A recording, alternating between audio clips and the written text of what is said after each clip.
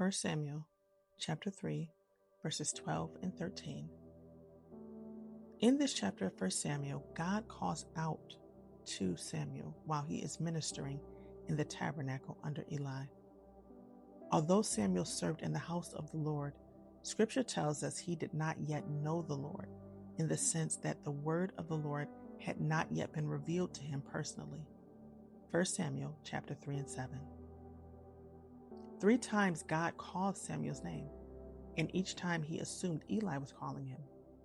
By the third time, Eli realized it was the Lord and instructed Samuel how to respond. Samuel obeyed, and God revealed the message he had been preparing to deliver. In verses 12 and 13, God says, "On that day I will fulfill against Eli all that I have spoken concerning his house, from beginning to end, and I declare to him that I am about to punish his house forever for the iniquity that he knew, because his sons were blaspheming God, and he did not restrain them." To understand why God says this, we have to look back at chapter 2. Eli's sons, Hophni and Phinehas, were priests, yet they treated the Lord's offerings with contempt. Under the Mosaic law, the fat belonged to God. Instead, they demanded the raw meat before it was offered, taking what did not belong to them and threatening those who refused. Their abuse of authority caused the people to despise bringing offerings to the Lord. Their sin did not stop there. They also sexually exploited the women who served at the entrance to the tent of meeting.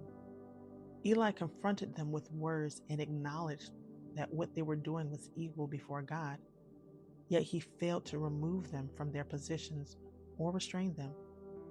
That is why God says Eli honored his sons above him. 1 Samuel 2 and 29. His compromise allowed their sin to continue unchecked. What stands out to me is God's view of leadership and stewardship.